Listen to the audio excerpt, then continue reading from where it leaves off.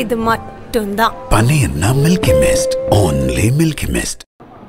திரு K S. Sengottaiyan அவர்கள் கிட்டத்தட்ட ஒரு 6 மாத காலமாக அவருடைய நடவடிக்கையை கட்சிக்கு எதிராகத்தான் இருந்து கொண்டிருந்தது.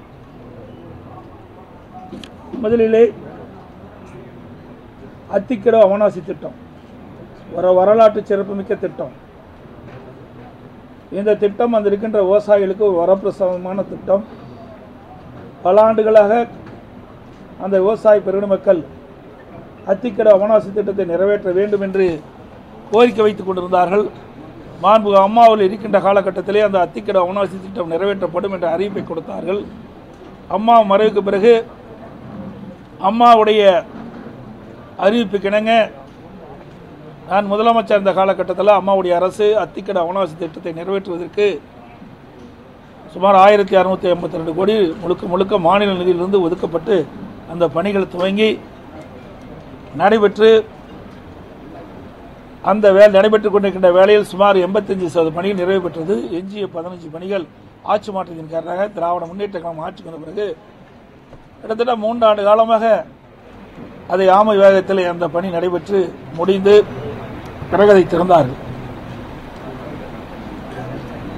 அங்கு இருக்கின்ற விவசாய பெருங்குடி மக்கள் பல்வேறு கட்சியை சேர்ந்தவர்கள், அதில் திராவிட முன்னேற்ற கழகம், காங்கிரஸ் கட்சி, கம்யூனிஸ்ட் கட்சிகள், விவசாய சங்கங்கள், அங்கு இருக்கின்ற பொதுநல சங்கங்கள் அனைத்துமே இந்த அத்திக்கடவு அவனாசி திட்டத்தை நிறைவேற்றி கொடுத்ததற்கு பாராட்டு விழா நடத்த வேண்டும் என்று அவனாசி ஒரு கூட்டத்தை ஏற்பாடு செய்தார்கள். அமைச்சர் வேலுமணி அவர்கள் அவர்களெல்லாம் அழைத்து என்னிடத்திலே கோரிக்கை வைக்கின்றார்கள். இந்த கோரிக்கையை அடிப்படையிலே பாராட்டு விழா நடைபெறுகிறது, நீங்கள் வந்து கலந்து கொள்ள வேண்டும் என்று அழைத்தார். அதன் அடிப்படையிலே நானும் சம்மதித்து அது கட்சி சார்பற்ற அந்த பாராட்டு விழா நிகழ்ச்சி ஏற்பாடு செய்தார். அந்த பாராட்டு விழா நிகழ்ச்சியை நான் போய் கலந்து கொண்டேன். அப்பொழுது திரு கே.எஸ். செங்கோட்டையன் அவர்கள் அந்த நிகழ்ச்சியிலே பங்கு பெறவில்லை. அத்திக்கடவு அவனாசி திட்டத்தில் 30% கோபி சட்டமன்ற தொகுதியில் இருக்கின்ற ஏரிகள் எல்லாம் நிரப்புகின்ற ஒரு திட்டம். அப்படி இருக்கின்ற பொழுது வேண்டுமென்றே திட்டமிட்டு ஒரு கருத்தை சொன்னார், தவறான கருத்தை. மாண்புமிகு அம்மா அவருடைய உருவப்படம், பொன்மனச்செம்மல் புரட்சித் தலைவர் எம்ஜிஆருடைய திருவுருவப்படம் இடம்பெறாத காரணத்தில் நான் அந்த நிகழ்ச்சியிலே பங்கு பெறவில்லை என்ற ஒரு தவறான கருத்தை சொன்னார். அங்கு இருக்கின்ற விவசாய பெருங்குடி மக்கள் பல்வேறு கட்சியை சேர்ந்தவர்களெல்லாம் இது கட்சி நிகழ்ச்சி இல்லை, கட்சிக்கு அப்பாற்பட்டு நாங்கள் பல கட்சியை சேர்ந்தவர்களும் இந்த போராட்டத்தில் ஈடுபட்டோம். அந்த ஈடுபட்டதின் காரணமாக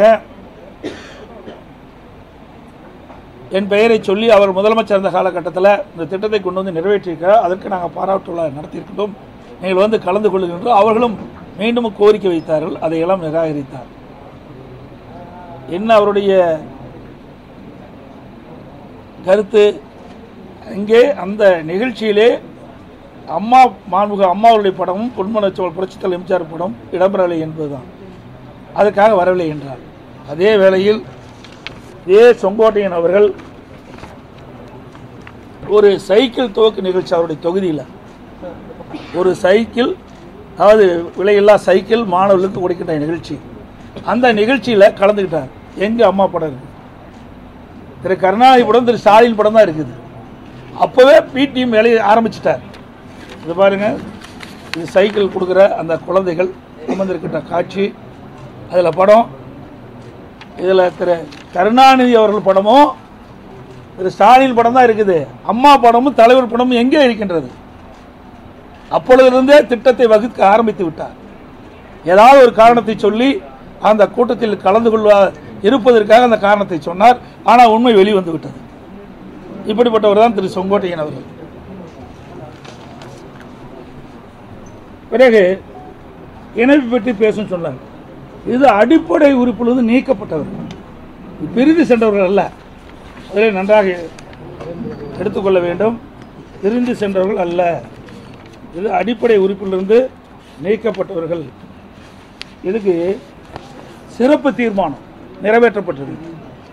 இது அனைத்து இந்திய அண்ணா திராவிட முன்னேற்ற கழகத்தினுடைய பொதுக்குழு கூட்டத்தில் சிறப்பு தீர்மானம் நிறைவேற்றப்பட்டது. இந்த தீர்மானத்தில் சில வரிகளை மட்டும் இந்த நேரத்தில் குறிப்பிடுறார்.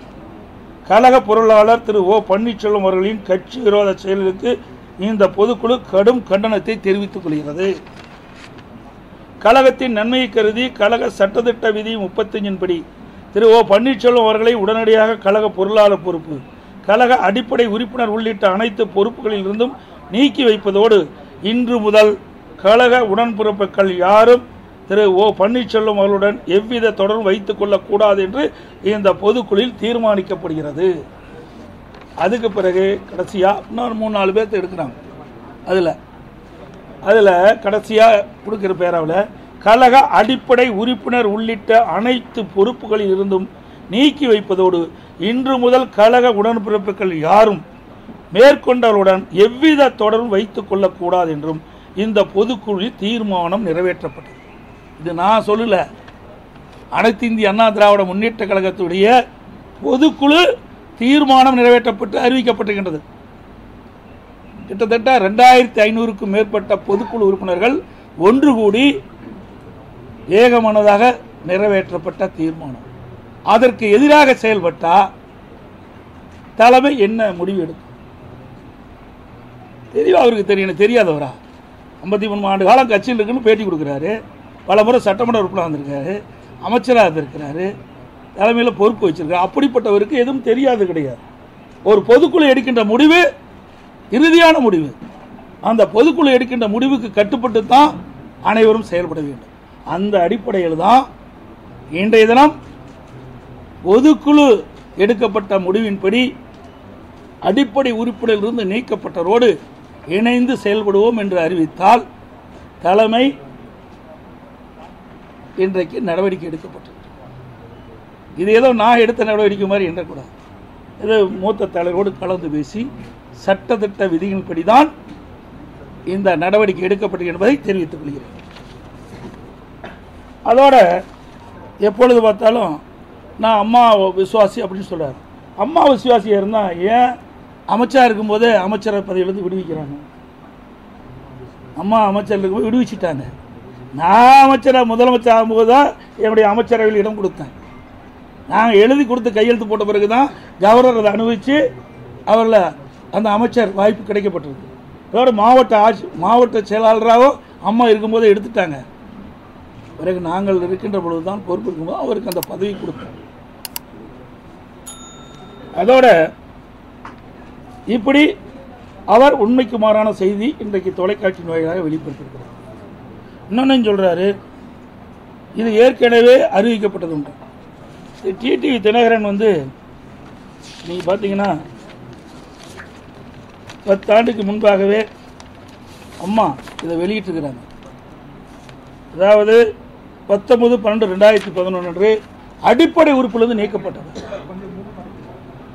திரு டிடிவி தினகரன் அவர்கள் அனைத்து இந்திய அண்ணா திராவிட முன்னேற்ற கழகத்துடைய அடிப்படை உறுப்பிலிருந்து நீக்கப்பட்டவர்.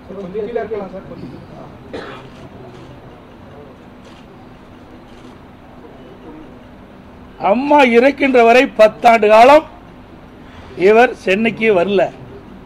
வந்தாலும் இருக்கிற இடம் தெரியாமல் இருந்தார். அம்மா அவர்கள் மறைவுக்கு பிறகுதான் திருமதி சசிகலா அவர்கள் இருந்த காலகட்டத்தில் துணை பொதுச் செயலாளராக பதவி வாங்கினார்.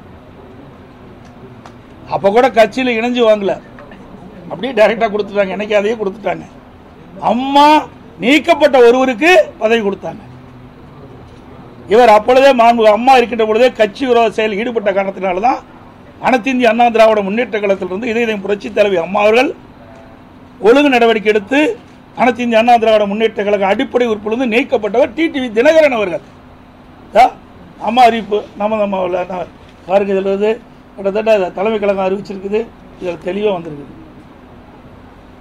10 ஆண்டு காலம் வனவாசம் போனவர் எங்களை பற்றி பேசுகிறார். நாங்களாம் 10 ஆண்டு காலம் இங்கே இருக்கின்ற அத்தனை பேரும் அனைத்து இந்திய அண்ணா திராவிட முன்னேற்ற கழகத்திற்காக இதயம் புரட்சி தலைவி அம்மா அவர்கள் என்ன ஆணையிட்டார்களோ அந்த ஆணையின்படி செயல்பட்டவர்கள். இன்று வரைக்கும் இந்த கட்சிக்கு விசுவாசமாக இருக்கிற காரணத்தால் தான் எனக்கு இந்த பொறுப்பு கழக நிர்வாகிகள் கொடுத்துருக்கிறாங்க. இவர்களை அப்பப்போ பச்சோந்தி போல மாறுவது கிடையாது. இப்பொழுது கூட எப்பொழுதுமே சட்டமன்றத்தில் பேசுனதே கிடையாது. திமுக எடுத்து ஒரு வார்த்தை கூட சட்டமன்றத்தில் பேசுறது கிடையாது. பொதுக்கூட்டத்திலையும் பேசுனதே கிடையாது. ஆக டிஎம்கேவுக்கு பிடிஎம்மாக இருப்பது நிறுவனமானது. இதில் யாருக்கும் மறைச்சு பண்ண முடியாது. அப்படி இருக்கின்ற காரணத்தில் தான் இவர் அடிப்படை உறுப்பினர் நீக்கப்பட்டவுடன் அந்த தொகுதியில் இருக்கின்ற நகர கழக செயலாளர்கள், ஒன்றிய கழக செயலாளர் இன்னைக்கு ஸ்வீட் கொடுத்து பாராட்டுறாங்க, விழா கொண்டாடிட்டு இருக்கிறாங்க. 33 ஆண்டு காலம் நீங்க இருந்துன்னு சொன்னா உழைச்சிருக்கணும், மக்களுக்கு உழைச்சிக்கணும், நிர்வாகிகளுக்கு அனுசரித்து போயிருந்தா உங்களை வாழ்த்தி இருப்பாங்க. அதுக்கு மாறாக இயக்கத்திற்கு துரோகம் இழைக்கிறதுக்கு இப்படிப்பட்ட நிலைமை தான் கிடைக்கும். இந்த இயக்கம் சாதாரண இயக்கம் இல்லை, இன்றைக்கு 2 கோடி தொண்டர்களுடைய இயக்கம். இதை வேண்டுமென்றே திட்டமிட்டு இந்த இயக்கத்தை முடக்கவோ, இந்த இயக்கத்திற்கு அவதூறு பேசியோ அல்லது இந்த இயக்கத்தை பலவீனப்படுத்த யார் முற்பட்டாலும் இந்த இயக்கம் வேடிக்கை பார்த்து கொண்டு இருக்காது. அது மட்டும் இல்ல, இன்றைக்கு உடனாடு பற்றி பேட்டி கொடுத்துருக்கிறேன். அனைத்து இந்திய அண்ணா திராவிட முன்னேற்ற கழகம் இருக்கும்போது சட்ட நீதியாக நடவடிக்கை எடுத்திருக்கிறேன். பல முறை அதை பேசியிருக்கிறேன். ஒரு குற்றம் புரிஞ்சா ஒரு அரசாங்கம் நடவடிக்கை எடுக்கும், அதுதான் செய்யும். அதான் நாங்களும் செஞ்சோம். அது மட்டும் இல்லை, 2-3 கொலை நடக்கினாரு. என்ன ஒரு கட்சி இப்படிப்பட்ட வன்மத்தனமான இருக்கிறவங்களாம் எப்படி இருந்திருப்பார்? கட்சிக்குள்ள இவரையெல்லாம் வச்சிருந்தா எப்படி இருக்கும்? எப்படி மனசுக்குள்ள ஒன்று வச்சு வெளியில் ஒன்று நாடகத்தை அரங்கேற்று இதுலேருந்து தெல்ல தெளிவாக இருக்குது. இதெல்லாம் வெளிச்சத்துக்கு வந்துடுது பாருங்க. அதோட இன்னைக்கு டிடிவியோட எங்க பாருங்க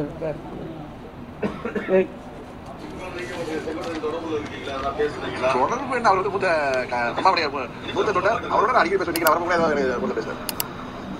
பாருங்க, டிடியோட அடிக்கடி பேசிட்டு இருக்காரு. அது எனக்கு அதை பத்தி தெரியாது. அது அதிமுக, நான் அம்மா மக்கள் முன்னேற்ற கழகம். நீங்க அதை பத்தி கேட்டால் அனுபவம் முடியும். அம்மா அவர்கள் தொண்டர்கள் அனைவரையும் ஒன்றிணைக்கின்ற முயற்சியாக இன்றைக்கு அண்ணன் செங்கோட்டையன் அவர்களும் அண்ணன் ஓபிஎஸ் அவர்களும் எங்களோடு கரம் கோர்த்து தேர்தலில் நாங்கள் எங்கள் பணியை ஆற்ற இருக்கிறோம். அடுத்து இப்படி அதிமுக தலைமைக்கு விரோதமாக செயல்பட்டா நாங்கள் தலைமை கழகம் வேடிக்கை பார்த்து கொண்டிருக்காங்க. இவரெல்லாம் நீக்கப்பட்டவர்கள். அதோட முதல் அவர் பேசுங்க.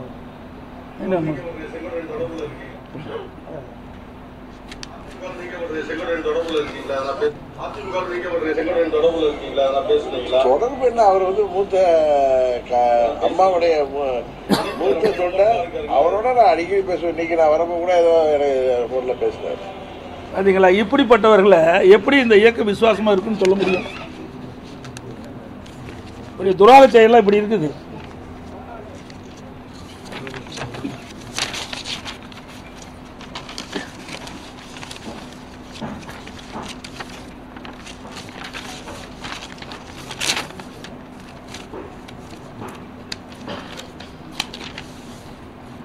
அதோட ஓபிஎஸ் பேசுறார். என்ன, அவர் நம்பிக்கை கோரும் தீர்மானம் வந்தது. அம்மா மறைவுக்கு பிறகு அதை நம்பிக்கை கோரின முதலமைச்சராக தேர்ந்தெடுக்கப்பட்ட பிறகு சட்டமன்றத்தில் பெரும்பான்மை நிரூபிக்கணும். அப்போ வந்தபோது எதிர்த்து ஓட்டு போட்டவர் தான் ஓபிஎஸ். இவராக விசுவாசமாக இருக்கிறார். சிந்திச்சு பாருங்க, இவர்களாம் யார்? இந்த இயக்கத்துக்கு துரோகம் விளைக்கின்றவர்கள். இதெல்லாம் வெட்ட வெளிச்சத்துக்கு வந்துட்டது. அதோட பிறகு எங்களோட இணைன்னு சொன்னாங்க. எல்லா கழக நிர்வாகிகளும் இந்த கருத்தை சொன்னாங்க. சரி, இணைந்து செயல்படலாம் என்று நாங்கள் இணைந்து செயல்பட்டோம். ஒருங்கிணைப்பாளர் பொறுப்பே கொடுத்தோம். அப்படிப்பட்ட நிலையிலையும் உண்மையாக செய்யலை. அதுக்கு மாறாக செயல்பட்டார். பிறகு அதிமுகவுடைய தலைமை கட்சி அளவில் காயப்பட்டது. அங்கே பல ஆட்களோட அழைச்சிட்டு போய் அந்த கட்சி அலுவலகத்தை அடித்து நொறுக்கினார். எல்லா தொலைக்காட்சியிலையும் வந்துருக்கு. இன்றைக்கி வழக்கு பதிவு செய்யப்பட்டு இன்றைக்கு வழக்கு இருக்குது. இப்படிப்பட்டவர்கள் இப்படி இந்த இயக்கத்துக்கு உண்மையாக இருப்பாங்க. ஒரு கட்சியிலிருந்து பிரச்சனை வந்தால் ரைட்டு. அம்மா இருக்குன்னு பிரச்சனை வந்தது. ஆனால் அம்மா வெளியில் தான் மறியல் செஞ்சாங்க, போய் உடைக்கலை. ஆக இவர்கள் தனக்கு பதவி இல்லை என்றால் எந்த நிலைக்கு போவார் என்பது இதிலிருந்து வெட்ட வெளிச்சமாகிறது.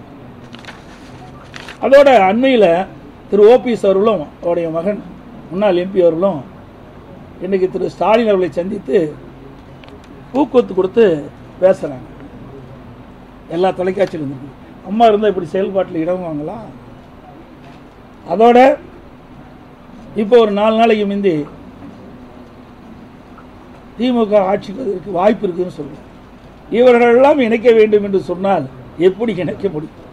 இவரெல்லாம் அதிமுக ஆட்சிக்கு வருவதற்காக இவரெல்லாம் இணைக்க சொல்லல. திமுகவை மறைமுகமாக ஆதரித்து திமுக ஆட்சியில் அமர்த்த வேண்டும் என்று திட்டமிட்டவர்கள் இன்றைக்கெல்லாம் வெளிப்படையாக வெளியில் வந்துட்டது. அதே போல டிடிவி அவர்கள், நான் ஏற்கனவே சொன்னேன், அந்த ஏற்கனவே இவர் அடிப்படை உறுப்பினர் நீக்கப்பட்டவர். இவர் எங்க கட்சி பற்றி பேசுவதற்கு எந்த தகுதியும் அருகதையும் கிடையாது. இது அம்மாவால் நீக்கப்பட்டவர். இப்படி எப்படி போய் அம்மா உனக்கு அம்மாவுக்கு நல்லா செஞ்சிருந்தா அம்மா உன்னை ஆதரிச்சிருப்பாங்கள? இல்லை அம்மா கட்சியில் வச்சு உறுப்பினராக கூட வச்சுக்கல. அடிப்படை உறுப்பினர் நீக்கப்பட்டவர் சொன்னால் இவர் எப்படிப்பட்டவர் என்பதை நாம் உணர வேண்டும்.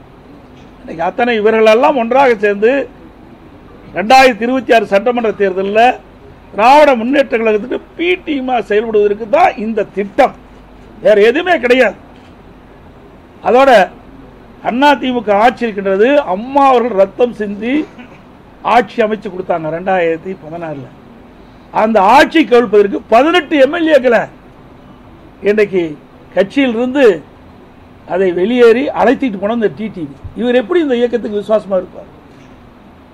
இப்படி இந்த இயக்கத்திற்கு துரோகம் செய்தவர்கள் அவர்கள்தான் இன்றைக்கு அடையாளம் காட்டப்பட்டிருக்க என்பதை நேரத்தில் குறிப்பிட விரும்புகிறேன்.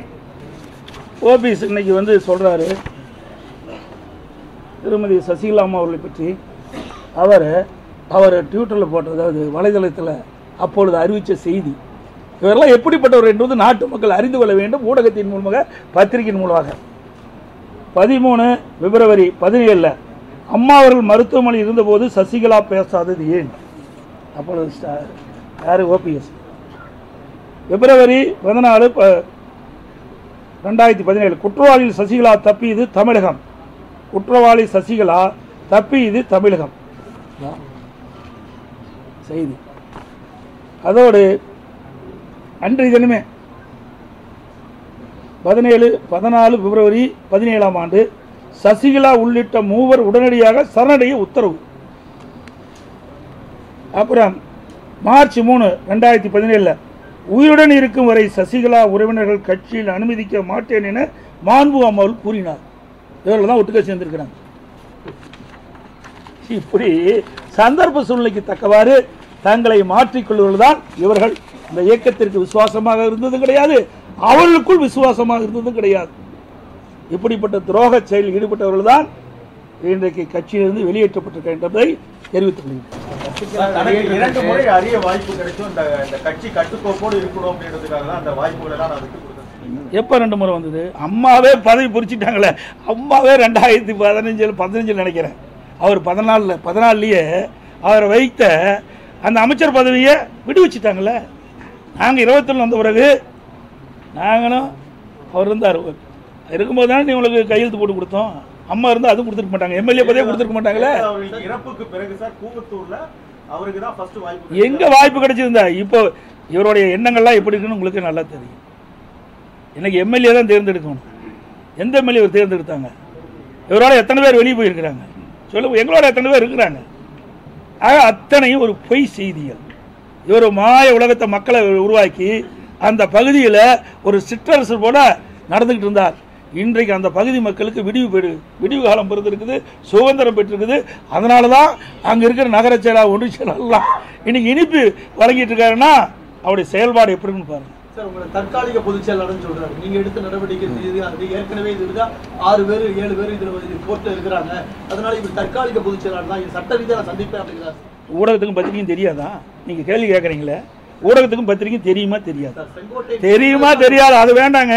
நீங்கள் வேணும்னு போட்டு கொடுத்து வாங்க வேண்டாம். ஊடகத்துக்கும் பத்திரிக்கையும் அதிமுக பொதுச் செயலாளர் யார் என்று தெரியுமா தெரியாது? தெரியாதுன்னா விளக்கம் சொல்கிறேன், புரியுதா? இதெல்லாம் நீதிமன்றத்தின் மூலமாக நான் கிடைக்க பெற்றோம். அங்கே தேர்தல் ஆணையத்தின் மூலமாக கொடுக்கப்பட்டது. தேர்தல் நடத்தி முறையாக பொதுச் செயலாளர் அறிவிக்கப்பட்டது. புரியுதுங்களா?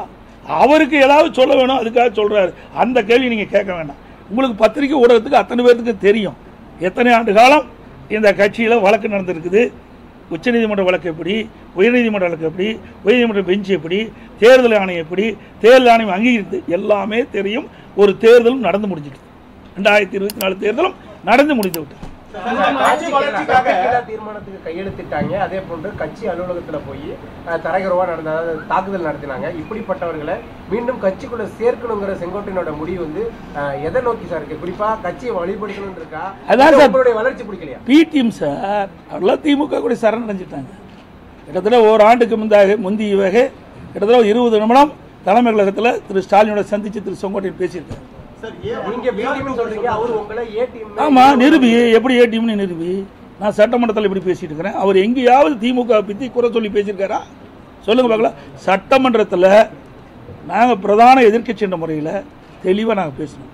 அதே மாதிரி பொதுக்கூட்டத்திலையும் பேசணும், ஊடகத்திலையும் பேசணும், பத்திரிகையிலும் பேசணும். அப்படி எங்கேயாவது திராவிட முன்னேற்ற கழகத்தை தாக்கி பேசியிருக்கிறா? நான் சொன்ன ஏற்கனவே அந்த படம் பாருங்க. அந்த படத்தில் அம்மா படம் இல்லைங்கிறாரு, பெரிய வாதங்கப்பட்டிருக்காரு. யாரோட போய் சேர்ந்து பண்றாரு?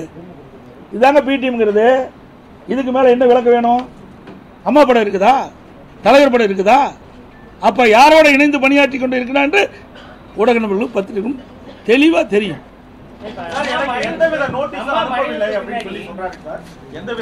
சார், அதாவது அனைத்து இந்திய அண்ணா திராவிட முன்னேற்ற சட்டத்திட்ட விதி இப்படிதான் எல்லாம் நடக்குது. அது இவருக்கு தெரியாதா?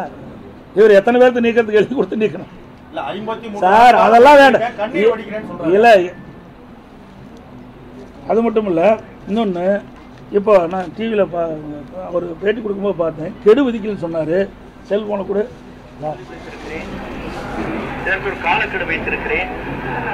அப்படி நடக்கவில்லை என்று சொன்னால் இந்த மனநிலை இருக்கின்றவர்களை ஒருங்கிணைத்து அதை வெற்றிகரமாக முடிப்பதற்கு நாங்கள் அனைவரும் முயற்சி. இது யார் போய் பேசுறா, யார் உண்மை பேசுறான்னு ஊடக பத்திரிகை தெரிஞ்சுக்கணும். ஒவ்வொரு செயல்பாடும் கிட்டத்தட்ட ஓராண்டு காலமாக சரியில்லாம ஒரு சூழ்நிலை தான் பார்த்துட்டோம். அதெல்லாம் நாங்கள் அனுசரிச்சுட்டு தான் அந்த மோத்துவோம். இறுதியாக இன்றைக்கு கட்சி விரோத செயல் ஈடுபட்ட காரணத்தினால தான் இப்படிப்பட்ட சூழ்நிலை ஏற்பட்டது. அனைவருக்கும் ஊடகங்களுக்கும் நன்றி, வணக்கம். இது மட்டும்தான் பன்னீர்னா Milky Mist, only Milky Mist. மின்னம்பலம்.com தமிழின் முதல் மொபைல் பத்திரிகை.